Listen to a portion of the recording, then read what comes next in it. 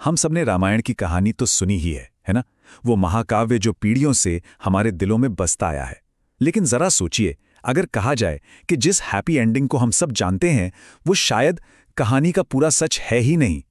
चलिए रामायण के इसी दिलचस्प पहलू को जरा और करीब से समझते हैं। तो वाल्मीकि रामायण का जो छठा खंड है यानी युद्धकांड, उसके बिल्कुल आखिरी अध्याय में कहानी एक बहुत ही खूबसूरत मोड़ पर खत्म होती है। भगवान राम अयोध्या वापस आ चुके हैं, उनका भव्य राज्याभिषेक होता है और बस यहीं से एक नए सुनहरे दौर की शुरुआत होती है। जरा सोचकर देखिए, राम राज्य मतलब एक ऐसा वक्त जहां ना कोई बीमार है, ना कोई दुखी, और सबसे बड़ी बात, किसी बूढ़े माँ बाप को अपने जवान बच्चे की अर्थी नहीं उठानी पड़ती थी।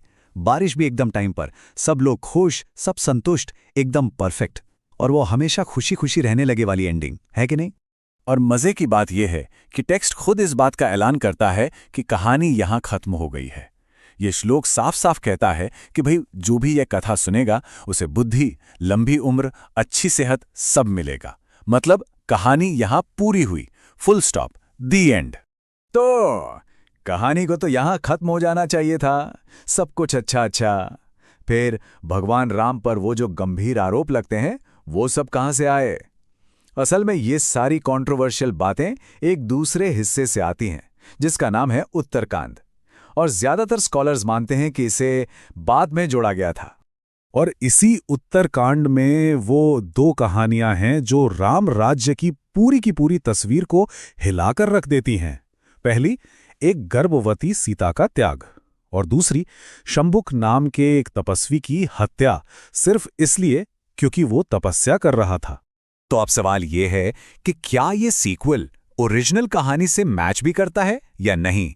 चलिए अब जरा जासूसी करते हैं, सबूतों को देखते हैं और पता लगाते हैं कि क्या ये उत्तरकांड सच में ओरिजिनल रामायण का हिस्सा हो भी सकता है।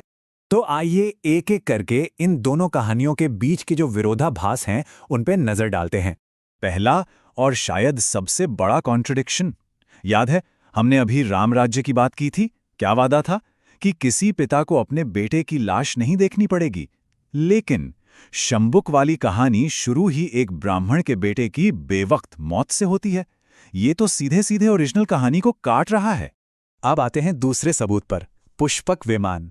युद्धकांड में साफ साफ लिखा है कि राम जब अयोध्या लौटे तो उन्होंने पुष्पक विमान उसके असली मालिक यानी कुबेर को लौटा दिया था। ठीक है, लेकिन उत्तरकांड में क्या होता है? राम शंभुक को ढूंढने के लिए फिर से उसी विमान पर सवार हो जाते हैं। भाई ये कैसे मुमकिन है? और अब शायद सबसे बड़ा और पुख्ता सबूत देखिए, उत्तरकांड कहता है कि रावण ने सीताहरण से भी पहले कुबेर के एक मैसेंजर को मार दिया था। पर ओरिजिनल रामायण में जब हनुमान जी को रावण के सामने पेश किया जाता है तो खुद विभीषण रावण से कहते हैं कि हमने तो आज तक नहीं सुना कि किसी दूत की हत्या की गई हो। अब सोचिए, अगर रावण पहले ही एक दूत को मार चुका था तो विभीषण ऐसा कैसे कह सकते थे? तो इन सबूतों को देखकर तो यही लगता है कि उत्तरकांड बाद में जोड़ा गया। पर यह एक बहुत बड़ा सवाल खड़ा करता है, इन महाकाव्यों को हमें कैसे देखना चाहिए? एकदम वर्ड टू वर्ड सच, या फिर एक मेटाफर, एक रूपक कथा की तरह? चलिए इसको एक सिंपल एग्जाम्पल से समझते हैं। स्पाइडरमैन की कहानी न्यूयॉर्क शहर में सेट है और न्यूयॉर्क शहर तो असली है, तो क्या इसका मतलब स्पाइडरमैन भी असली हो गया? नहीं, बिल्कुल नहीं, है ना? बस यही लॉजिक यहां भी लगता है। किसी कहानी में कुछ जगहों या घटनाओं के असली होने का मतलब ये नहीं होता कि पूरी की पूरी कहानी ही शब्दशः सच हो। साहित्य में कहानियों में चीजों को अक्सर थोड़ा बढ़ा चढ़ाकर बताया जाता है। इसे अतिशयोक्ति कहते हैं। जैसे महाराणा प्रताप के बारे में किस्सा मशहूर है कि उनका भाला 80 किलो का था, 2 तलवारें 208 किलो की और कवच 72 किलो का, यानी कुल मिलाकर 360 किलो का वजन। सोचिए जरा। लेकिन जब हम उदयपुर म्यूजियम में जाके उनके असली हथियार और कवच देखते हैं तो उनका कुल वजन निकलता है लगभग 35 किलो। अब इसका यह मतलब बिल्कुल नहीं कि वो बहादुर नहीं थे, वो यकीनन महान योद्धा थे, पर 360 किलो उठाना किसी भी इंसान के लिए नामुमकिन है। ये दिखाता है कि कैसे हम अपने हीरोज की कहानियों में प्यार से थोड़ी अतिशयोक्ति जोड़ देते हैं। और बस यही बात रामायण पर भी लागू होती है। असल मुद्दा ये नहीं है कि राम भगवान थे, इंसान थे या एक साहित्यिक किरदार। असल मुद्दा है उनका संदेश। श्री राम महान है अपने गुणों की वजह से, अपने आदर्शों की वजह से। अब रामायण के इन दो अलग अलग एंडिंग्स को समझना सिर्फ कोई किताबी बात नहीं है। इसका आज की दुनिया से, हमारे समाज से एक बहुत गहरा कनेक्शन है, खासकर तब जब राम के नाम का इस्तेमाल नफरत फैलाने के लिए किया जाने लगे। एक तरफ जय श्री राम का नारा है, जो एक अभिवादन है, एक भक्ति की पुकार है, जिसे सुनकर मन में शांति आती है। और दूसरी तरफ आज हम वही नारा एक हिंसक भीड़ के मुंह से सुन रहे हैं, जो इसे एक जंग के नारे की तरह इस्तेमाल कर रही है, लोगों पर हमला करने के लिए, उन्हें डराने के लिए। अक्सर जो लोग कहते हैं कि वो धर्म की रक्षा कर रहे हैं, वो मनुस्मृति का जिक्र करते हैं, पर सवाल ये है कि क्या उन्होंने कभी पढ़ा है कि उसी मनुस्मृति में धर्म के 10 लक्षण क्या बताए गए हैं?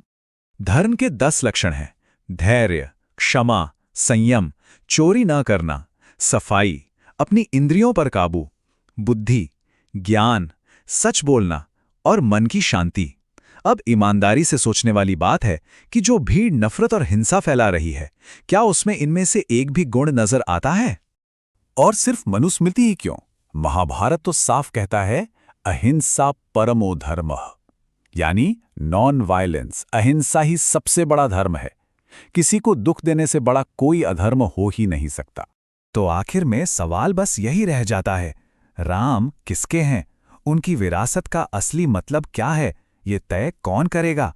वो लोग जो उनके बताए धैर्य और क्षमा के रास्ते पर चलते हैं, या वो जो उनके नाम का इस्तेमाल हिंसा और नफरत फैलाने के लिए करते हैं? ये एक ऐसा सवाल है जिस पर हम सबको सोचने की जरूरत है।